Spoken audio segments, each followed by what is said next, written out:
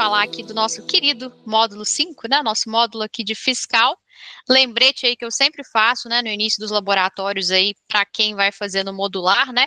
Pessoal, fica de olho nesse horário. Quem vai fazer a prova completa já sabe, tem o período aqui da tarde todo para poder resolver os 4 módulos do período da tarde. Para quem vai fazer no período modular, né, as provas modulares, vocês têm um tempo ali cronometrado por módulo. Então, quem aí está faltando só o módulo 5, ou está faltando um módulo mais o outro, lembra sempre de somar esses minutinhos, tá? Então, para quem vai fazer só o 5, eu sei que tem muitos alunos aí que estão só para fazer o 5, lembre desses 50 minutos, coloquem cronômetro ali para fazer o simulado de vocês, que com toda certeza isso vai fazer diferença lá no dia da prova. E lembre-se, né, apesar de ser um módulo aqui mais curtinho, para quem vai fazer modular, o acerto ali tem que ser de 70%, então muito importante ali vocês atentarem a nisso. E quem vai fazer a prova completa já é um pouco mais tranquilo, né? O mínimo ali passa a ser de 50% por módulo e 70% no total. E como eu comentei ali no inicinho, né? Sempre tem ali os corajosos que deixam para fazer ali no último dia a inscrição do exame. Não deixa, pessoal, assim, costuma dar tudo certo no site da Planejar, mas se travar, se der algum problema, não deixa para o último dia, né? Às vezes está esperando aí para fazer o pagamento depois, faz até ali um dia antes do encerramento, mas não deixem para a última hora, é sempre um conselho ali que a gente deixa para vocês, para não ter nenhum susto, né? Já basta ali o estresse do exame, não vamos ter aqui susto com inscrição de exame também não. Então, lembrando aí para todos, dia 1º agora, né, essa semana, encerra aqui as inscrições para o nosso último exame do ano, dia 5 de outubro aí. Já chega, né? Um mês aí vai passar voando. Vamos lá para o nosso laboratório de hoje, pessoal. E no finalzinho aqui das questões, até para respeitar o tempo aqui do laboratório, vou passar as 8 questões e no final vou abrir com vocês aqui um pouquinho do programa da Planejar, do módulo 5. Então, para quem principalmente vai fazer modular, fica até o final, que eu passo essas dicas ali do programa detalhado e eu compartilho minha tela aqui com vocês, que eu acho que vai ser importante aí para os modulares. Mas vamos lá. Questão número 1 aqui do nosso laboratório de hoje. O estagiário observa que o município instituiu a taxa de limpeza urbana, sem oferecer qualquer serviço público específico ou divisível em contrapartida. Nessas condições, esse tributo é. Então, vamos lá, pessoal. Letra A. Válido, pois foi instituído por lei municipal. Aqui, primeira já está incorreta, porque não basta apenas haver uma lei. Toda taxa ela tem que cumprir um requisito aqui de contrapartida. Então, a gente já consegue ir matando a charada da questão, mas vamos olhar aqui todas elas. Letra B. Equiparável a um imposto, já que não há serviço vinculado ao tributo. Errado aqui também, a gente não está falando de imposto, né? Ao contrário aí dos impostos, esse tipo de tributo ele é essencialmente, né, necessariamente é vinculado a uma contraprestação do Estado. É a grande pegadinha aqui da questão. Então, a gente também coloca a letra B aqui como incorreta. Letra C, nossa assertiva aqui da questão, inválido, pois exige prestação de serviço público específico e divisível. Perfeito. O tributo descrito ele não pode ser uma taxa válida, por isso que a gente chama aqui de incorreto, né, inválida a questão, porque não há prestação específica de serviço ao contribuinte.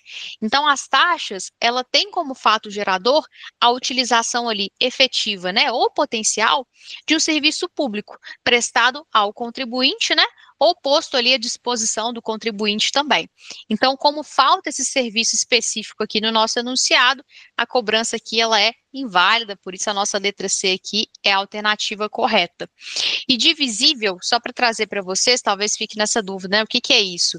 É quando o serviço ali ele vai ser individualizado, ele é prestado à comunidade, mas ele pode ser individualizado.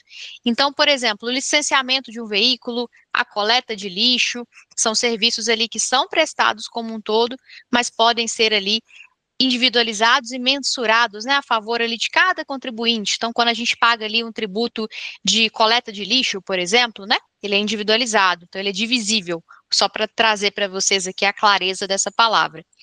E a letra D, para a gente não deixar aqui a última sem explicação, esse tributo é equiparado à contribuição de melhoria por destinar-se à conservação de logradouro público. Aqui errado também, né? Não se trata de contribuição de melhoria, porque não há obra pública aqui que valoriza nenhum tipo de imóvel, nada disso. Então, a gente coloca a nossa letra D aqui como incorreta também.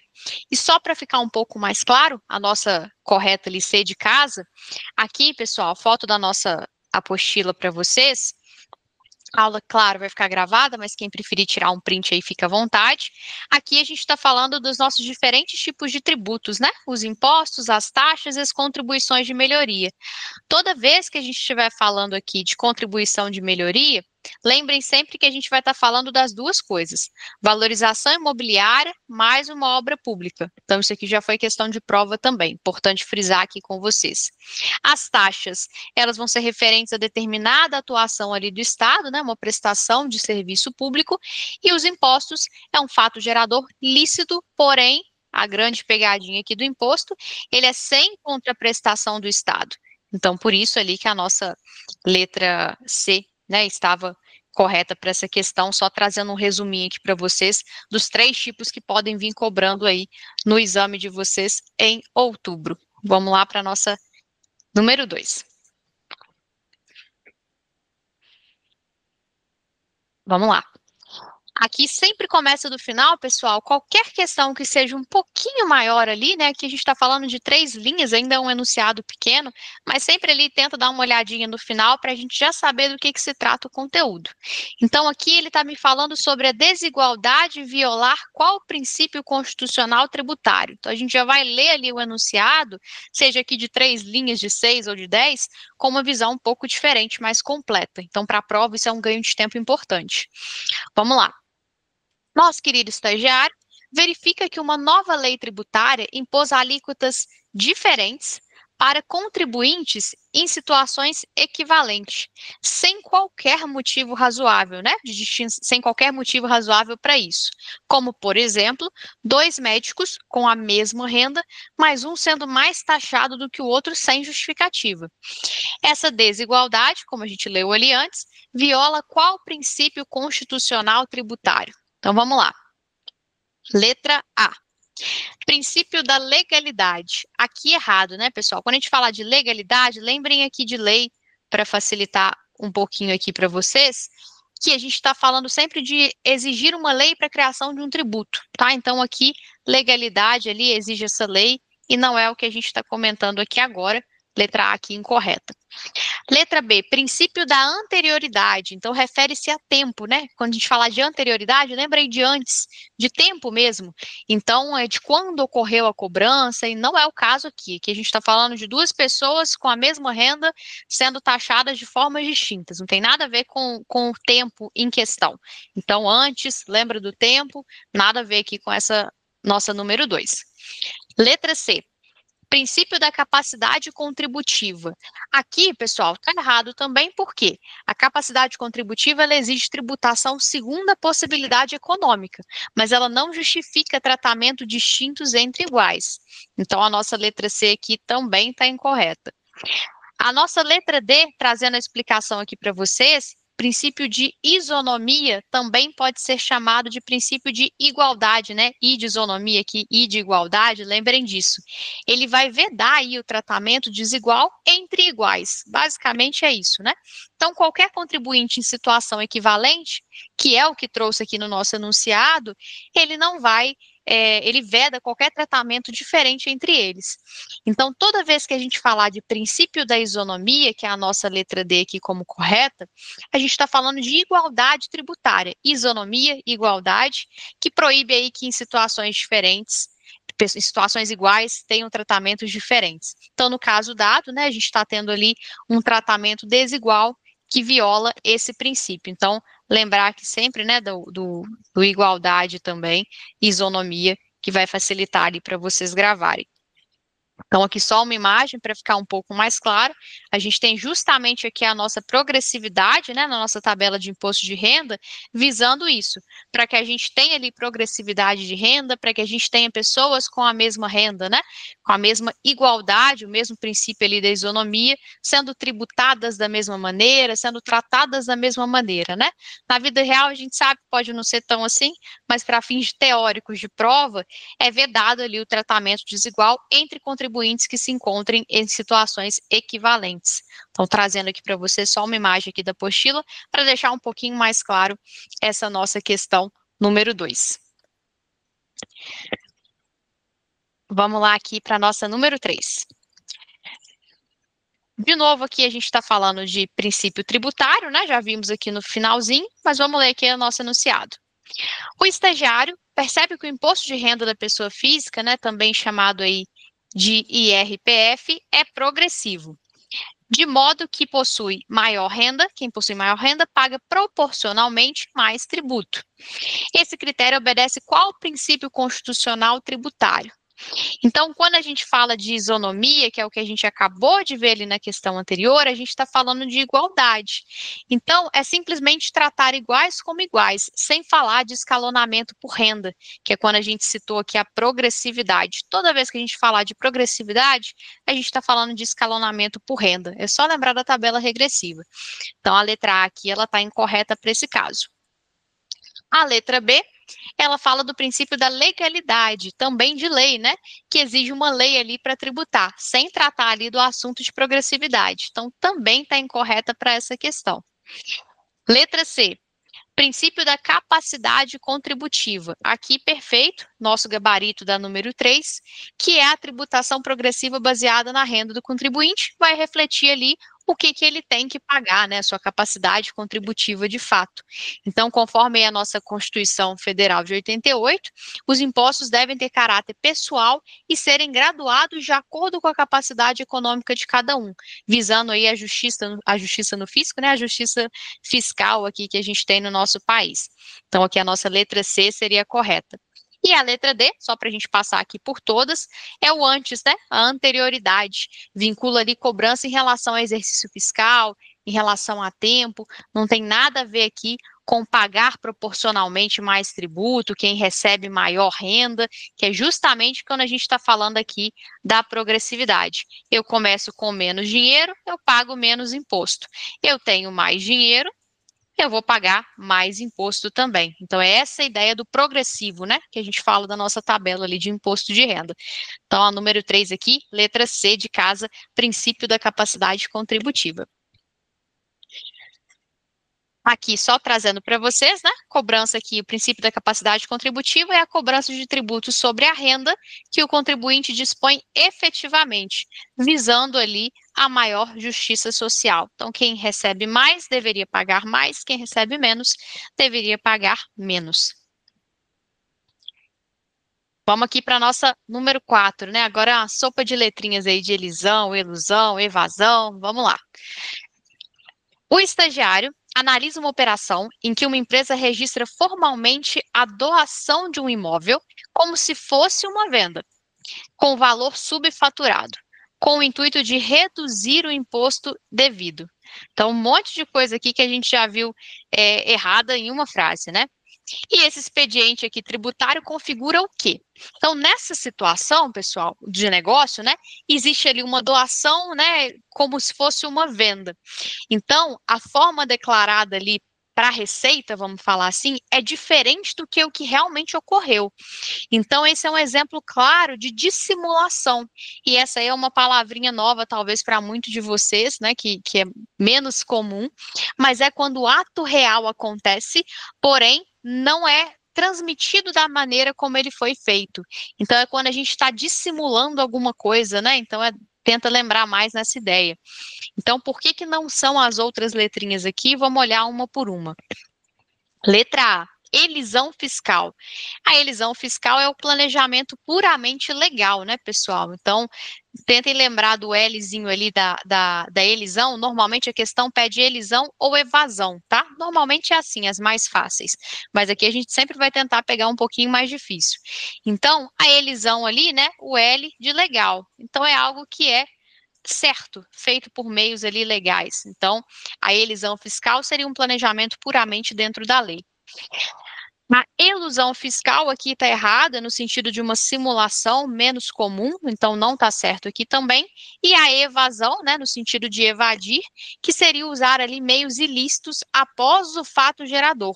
Aqui, pessoal, na questão que a gente está tratando, houve a simulação prévia do negócio, né, e não uma omissão posterior. Então, o momento em que foi feito isso daqui é que faz a gente trazer como certa a nossa letra D de dissimulação, porque o negócio ele existiu de fato, mas ele foi disfarçado ali para reduzir esse tributo.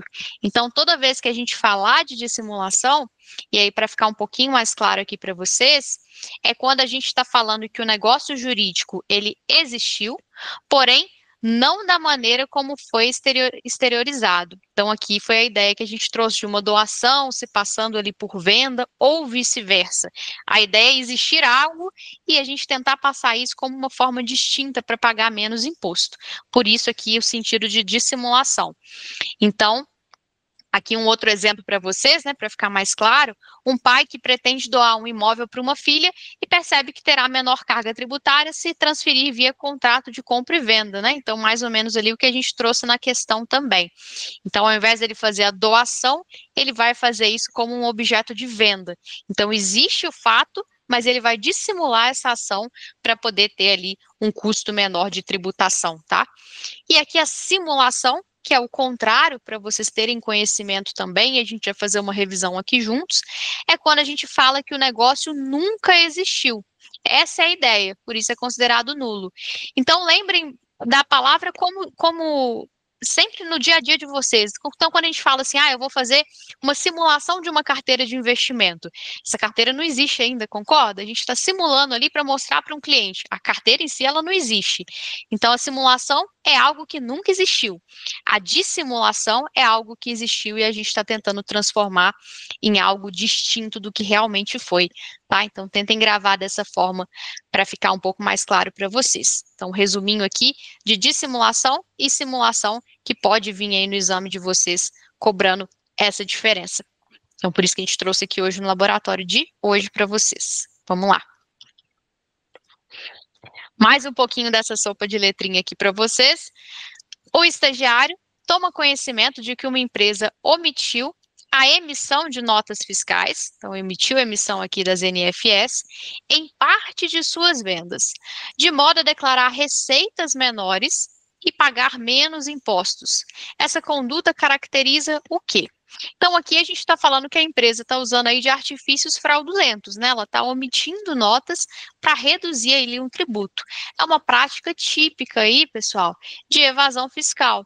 Mas vamos olhar aqui todas elas para a gente sempre fazer uma revisão. Letra A, a gente já sabe que está errado, né? O L aqui de elisão de legal, a gente não está falando de nada legal aqui nessa letra A, então não é nada dentro da lei, está tudo errado. Então não seria ali algo correto. Letra A, a gente já eliminaria de cara. Letra B, que é a nossa alternativa correta, evasão fiscal, que é um procedimento aí ilícito, né, após o fato gerador, ou seja, nesse caso específico, uma fraude via omissão de faturamento. Então, a evasão, ela ocorreu após o fato gerador, isso é importante também, por meio aí dessas declarações falsas ou omissões, que é, por exemplo, aí vender sem nota, esse tipo de situação, né, omissão das notas fiscais, para declarar menos, enfim, tudo isso aqui caracteriza a nossa evasão fiscal. A letra C e D aqui estão erradas, né? A gente estaria falando de ilusão e de simulação. Essas envolvem aqui, como a gente conversou agora, fingir negócios ou operações aí inexistentes, né, antes do fato. Então, aqui não é o nosso caso, desculpa, em questão. Então, a gente está falando aqui de claramente uma omissão, né, esconder ali as notas fiscais, é uma evasão, eu estou evadindo aqui. Evasão fiscal aqui é a resposta da nossa número 5. E aí, trazendo para vocês, como sempre, aqui um resuminho, agora sim, né? A gente falou ali de simulação e dissimulação no anterior. Aqui a gente vai falar de elisão e de evasão. Toda vez que a gente falar de elisão, lembrem aqui do L de legal, né? Então, o L aqui de lei. Então, a gente vai estar falando aqui de legal. É quando a gente tem um planejamento tributário dentro da lei. Então, é você, por exemplo, escolher uma declaração de imposto de renda que você paga menos imposto, se vai ser a completa ou a simplificada, investir ali, que vai ser a nossa próxima questão, em objetos isentos de imposto, você fazer esse planejamento de um PGBL ali para ter menos deduções ali lá no imposto de renda, tudo isso aqui é dentro da lei, então é tudo elisão fiscal. E, geralmente, antes da ocorrência aqui do fato gerador, né? Então, a gente se planeja ali antes para ter essa economia ali de impostos. E quando a gente fala aqui da evasão fiscal, né, de evadir, são os meios ilícitos, fraudulentos, que é empregado sem registro, venda sem nota, omissão ali de algum tipo de coisa, e normalmente ocorre após o fato gerador. Importante aqui também, que é quando você deixa de pagar aquele imposto. Então, eu fiz uma venda e não emiti uma nota, por exemplo, tudo isso vai entrar aqui dentro da evasão fiscal. Vamos aqui para a nossa próxima questão de hoje, a última aqui da sopa de letrinhas. Vamos falar aqui do estagiário mais uma vez com uma estratégia, porque ele verificou ali que o investidor aplicou recursos em títulos de renda fixa isentos de IR. Então, ele fez aplicações ali em títulos isentos, como LCI, LCA, visando reduzir sua carga tributária. Essa estratégia caracteriza. Aqui é exatamente o que a gente conversou ali agora, né? Investir em ativos legalmente isentos é um exemplo ali clássico de elisão fiscal dentro da lei. Então, o contribuinte em questão, ele usa meios permitidos por lei antes do fato gerador, né? Antes da possível geração ali de imposto, para reduzir esses impostos. Então, é uma forma ali do planejamento tributário de forma lícita. Então, claramente, a gente vai estar falando da elisão, né, o L ali de legal dentro da lei, que envolve esse planejamento lícito antes da ocorrência, como a gente falou ali agora. Por que que não vai ser ilusão, né, ou a simulação, como a gente conversou ali anteriormente? Porque não se trata ali de ocultação ou de disfarce, e muito menos aqui evasão, né, a gente está falando de algo totalmente lícito e não ilícito. Então, a nossa letra A aqui vai estar correta aqui, né? Ela reúne ali tudo o que o investidor pode fazer para se prevenir de forma legal, é uma elisão fiscal e, inclusive, é um dos nossos papéis aí como planejadores financeiros, ajudá-los, né? Ajudar os nossos clientes a ter esse tipo de planejamento, que é considerado, sim, uma estratégia e está tudo certo, sendo dentro da lei, está no jogo, e é isso que a gente tem que ajudar os clientes com toda certeza. Então, número 6 aqui, elisão fiscal, nossa letra A. Aqui só o mesmo resuminho, né, pessoal? Só para ficar depois na plataforma gravado aqui para vocês. A elisão, tudo que for aqui legal. E a evasão, que a gente já conversou, tudo que for ilícito. Então, vamos aqui para a nossa questão número 7. O estagiário, mais uma vez, estudando aqui sobre contribuição de melhorias, né, na nossa Constituição Federal, artigo 145, ele sabe que esse tributo pode ser cobrado apenas quando. E aqui, pessoal, o enunciado ele está curtinho, mas eu quero trazer um ponto de prova aqui para vocês. Pode ser que no módulo 5, no módulo 6, às vezes até no módulo 1, ele venha com algumas brincadeirinhas assim, né, de trazer número da Constituição Federal, de trazer artigo, a linha, esse tipo de coisa. Isso daqui, ele nunca vai te cobrar o que é o artigo ali 145 da Constituição. Ele pode trazer ali como um enunciado mais cheinho, né, vamos falar assim, que a Carlos Chagas gosta muito de fazer. Então, ela pode trazer um enunciado muito extenso, falar de artigo, falar de alínea, um monte de coisa, e aquilo ali não tem nada a ver com a resposta. Então, trouxe aqui só para fazer esse lembrete para vocês. Caso vocês vejam isso, leiam a questão da mesma maneira, porque pode ser que não tenha nada a ver com a cobrança disso daqui e seja só uma encheção de texto mesmo. Então, não se preocupem com isso. Na prova ali, às vezes a gente vê isso daqui e já assusta, muitas vezes é uma questão super simples. Então, em relação aqui à contribuição de melhorias, o estagiário ele sabe que esse tributo pode ser cobrado apenas quando. E aqui questão de prova para vocês, tá, pessoal? Quando que pode ser cobrado aqui contribuição de melhoria? Letra A.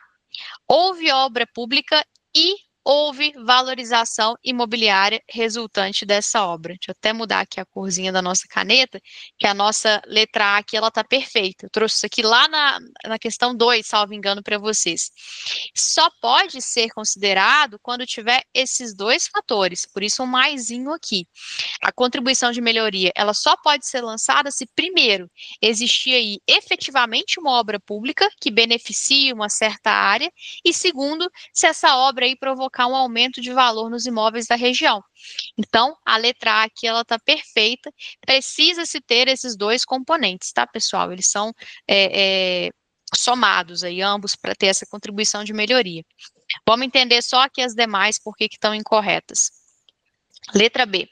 Apenas houve obra pública independente de valorização, né? Então aqui está errado, assim como a C, apenas houve valorização independente de obra pública, aqui ele trata como excludente, né? Como se fosse uma das duas coisas. E a gente já entendeu que teriam que ser somadas.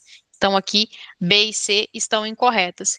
E a letra D, errada também, né? As condições não são exigidas para cobrar o tributo, porque a cobrança ela é condicionada exatamente aos dois eventos previstos aqui na nossa letra A, que é a alternativa correta dessa questão. Então, toda vez que a gente estiver falando aqui da contribuição de melhoria, a gente vai estar falando desses dois carinhas aqui somados, tanto a valorização imobiliária quanto a obra pública ali também. Então, ele tem que ser esse tipo de obra e tem que ocorrer ali algum tipo de valorização, justamente para fazer sentido com o nome, né? Quando a gente fala ali contribuição de melhoria, então, se a gente está falando ali de melhoria, a gente espera-se essa valorização. Já sabemos ali que é uma obra pública, mas se é para ser feito, tem que ter algo de bom ali, né, para os moradores, para quem vai estar recebendo aquele tipo de obra. Então, se espera-se essa valorização imobiliária sim, tá, pessoal? Então, aqui, elas são somadas e não excludentes, então, isso aqui já foi assunto aí de prova. Considerem sempre esses dois temas aí que tem que andar em conjunto. Trouxemos aí uma questão bem parecida aí com o que foi relatado por vocês dos últimos exames. E aqui a nossa número 8, antes da gente fechar e partir ali para o material que eu quero passar para vocês do programa do módulo 5, vamos ler aqui a nossa 8, começando pelo final. Então, considerando esse contexto, sempre iniciar aqui pelo final numa questão maiorzinha, assinale a alternativa que melhor exemplifica um imposto de natureza extrafiscal no Brasil. Então, sempre iniciar pelo final para a gente já entender o que ele está me pedindo. Ele está me pedindo a questão certa e ele está me pedindo ali a que melhor exemplifica um imposto dessa natureza. Então, vamos lá. O estagiário, ao estudar sobre o papel dos tributos no sistema brasileiro, percebeu que, além da função de arrecadar recursos para o Estado, alguns impostos podem ser utilizados como instrumentos de política econômica, com o objetivo de estimular ou desestimular determinados comportamentos da sociedade ou setores da economia. E esses tributos são chamados também ali de extrafiscais, uma outra nomenclatura que pode vir aí para vocês. Considerando esse contexto, né, qual que melhor exemplifica aí o que está sendo pedido no nosso enunciado? Então, vamos lá. Letra A, IPTU. O IPTU, ele é um tributozinho aqui que a gente chama de municipal, né? Ele tem um caráter ali exclusivamente, né, essencialmente arrecadatório. Então, ele pode ter ali fins urbanísticos, etc., mas ele não é o exemplo típico do instrumento aqui de política econômica que visa estimular ou desestimular, nada disso. Então, o IPTU aqui está incorreto. Vamos pular aqui a letra B, vamos para a letra C. ITCMD, né? É o tributo aí estritamente arrecadatório também. E ele tem ali, né, o intuito dele é transmissão de causa, mortes, doações. Então, ele também não vai ter esse objetivo de estimular instrumento de política econômica, nada disso. IRPF, né, Imposto de Renda aí da Pessoa Física. O IRPF, ele é o tributo principal sobre a renda. Então, embora ele seja com a ideia de progressividade, né, que a gente comentou ali durante a aula, com esse crescimento, e com efeitos ali finais de ser distribuído, ele não é um exemplo de um imposto direto aí de natureza extrafiscal, que a gente está buscando aqui na nossa questão. Então, ele não é um exemplo ali para ser usado como regulação de crédito, de câmbio, etc., como é o caso aqui do nosso querido IOF, né? IOF aí tão famoso nos últimos tempos, que é o Imposto aí de Operações Financeiras, que ele é um tributo federal, classicamente aí utilizado também como instrumento regulatório, que é onde ali o governo consegue alterar, né, as alíquotas para influenciar crédito, câmbio, comportamento financeiro, enfim. Ele é um exemplo ali muito prático e fácil ali para a gente entender do que é essa função regulatória ou extrafiscal. Tá? Então, entenda-se aí como regulatória, esse extrafiscal aí também pode caber bem para vir cobrando para vocês com essa palavrinha, ela tem sido comum. Então, caso venha aí pedindo para vocês uma função regulatória, entende-se aí também como uma função, né, extrafiscais, tributos extrafiscais. A gente estaria falando aqui do nosso querido IOF, que é o Imposto aí sobre Operações Financeiras. Vamos lá.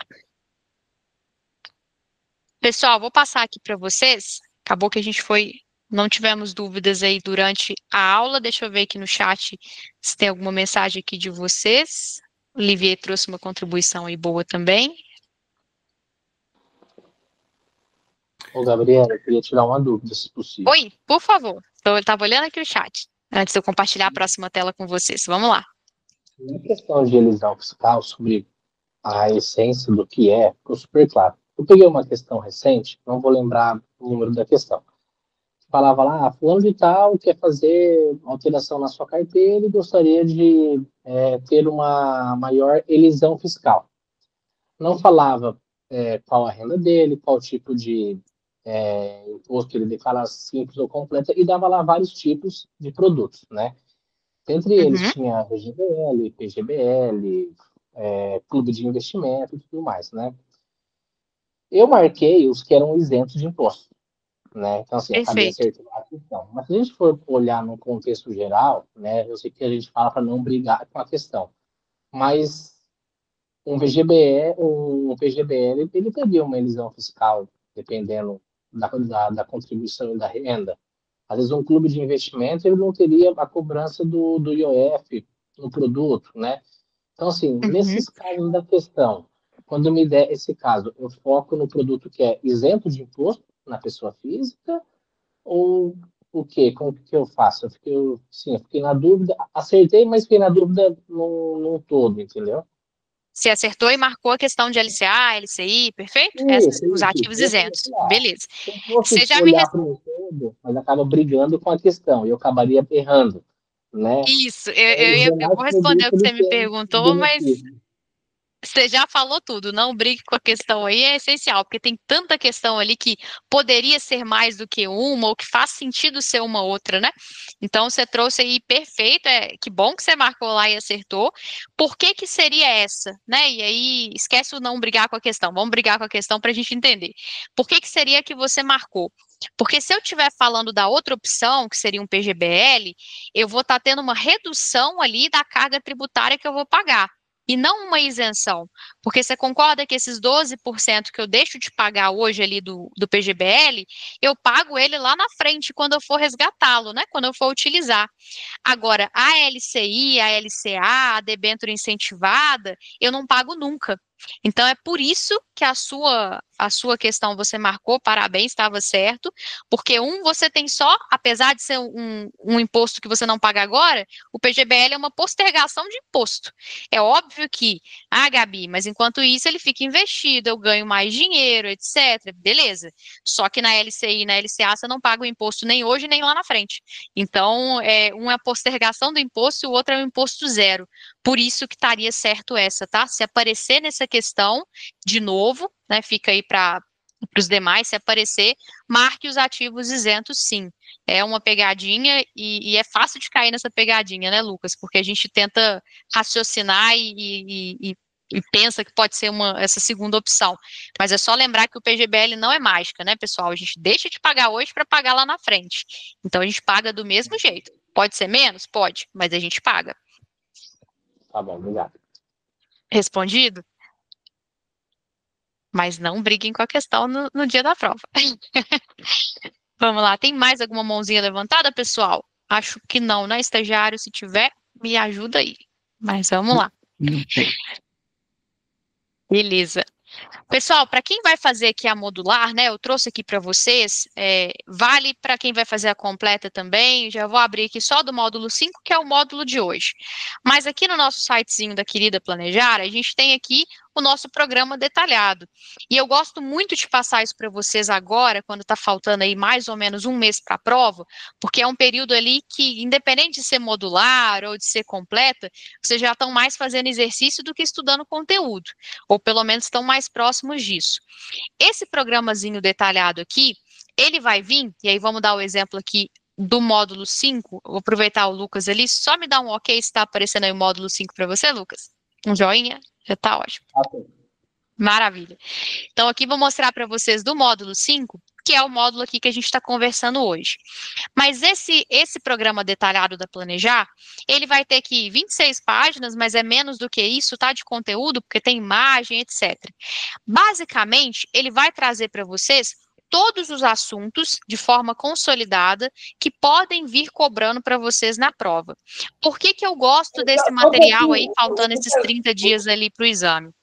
Porque eu acho que é legal vocês imprimirem e irem dando uns checkzinhos, né? Um ok aí, um marca-texto, o que vocês quiserem, em todos os assuntos para vocês verem se vocês já passaram por eles ou se vocês já esqueceram completamente o conteúdo.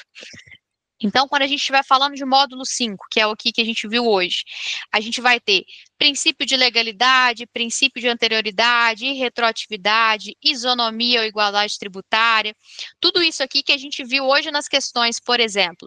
Supondo que vocês estão fazendo uma revisão desse material e olham lá e falam, tipo assim, putz, não lembro o que é princípio da legalidade.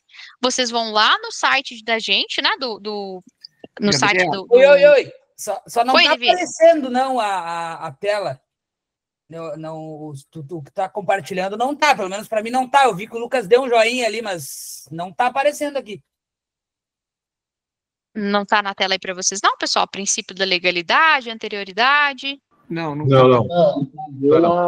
site da Planejar, né? Antes de você clicar lá. Então, obrigada. Deixa eu... Clicando. Falem agora se tá para vocês. Agora sim. tá. Desculpa aí, pessoal. Dá um descontinho. Prometo não errar mais hoje. Vamos lá. Então, aqui eu trouxe para vocês. Vamos lá. Trazendo aqui a tela de novo.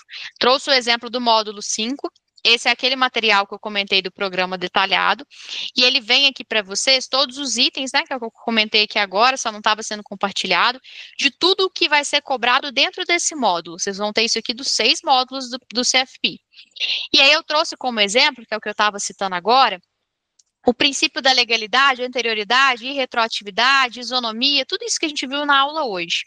Se por um acaso, e aí por isso que eu acho legal vocês imprimirem isso agora, faltando um mês para a prova, e irem dando um checkzinho, né, um ok aqui, do lado de todos os que vocês lembram de terem passado pelo conteúdo. Não é que vocês dominam, porque é impossível a gente dominar todos os assuntos da prova. Mas se tiver algum dos assuntos aqui, por exemplo, o princípio de legalidade, que vocês não fazem ideia do que é, pode ser um dia que vocês assistiram a aula e estava mais disperso, vocês vão lá no nosso site, em buscar questões, e vai digitar lá, princípio da legalidade, módulo 5, só isso. Vai aparecer para vocês ali todas as questões da plataforma que falam sobre o princípio da legalidade. Então, essas que a gente viu aqui hoje no laboratório, por exemplo, vão aparecer lá. Porque aí, dessa forma, vocês não vão perder tempo, entre aspas, tendo que rever toda uma aula dentro do conteúdo que vocês já passaram, e vocês vão conseguir ali rever os exercícios desse tema. Então, principalmente quem vai fazer aí a prova completa, né, que são 6 módulos, é muito conteúdo, imprimir esse material e irem dando os checkzinhos em todos os temas ali até o dia da prova, é bom que vocês fazem uma revisão ali geral, vocês mesmos, né? Cada um ali com o seu nível de dificuldade. E aí vocês vão ver que vão ter algum tema lá do módulo 1, para quem vai fazer a completa, que nem lembra mais. E aí busca lá as questões, faz umas 5, 10 questões daquele tema, já deu uma refrescada. E vai fazendo isso ao longo dos simulados aí, até o dia da prova, durante esses próximos 30 dias. Porque aqui vocês vão rever todos os conceitos e todos os assuntos que pode vir no exame de vocês.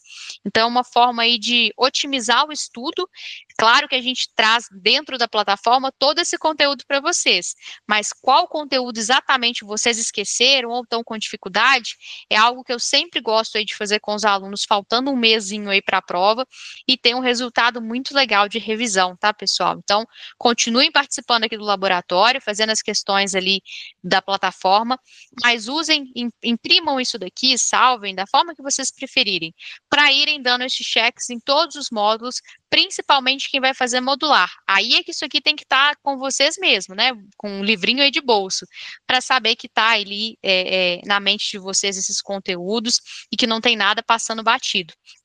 Para quem vai fazer a completa, faz uma geralzona ali, vai marcando, não precisa se preocupar tanto. Para quem vai fazer modular, principalmente aí muita gente que está só pelo módulo 5, aí sim, vocês têm mais tempo, revejam a aula do princípio ali de legalidade, façam as questões, vocês têm tempo ali para poder debruçar em cima desse módulo, porque a gente precisa de um percentual maior ali na prova modular. Então, usem desse tempinho aí que ainda temos aí antes da prova para fazer essa revisão.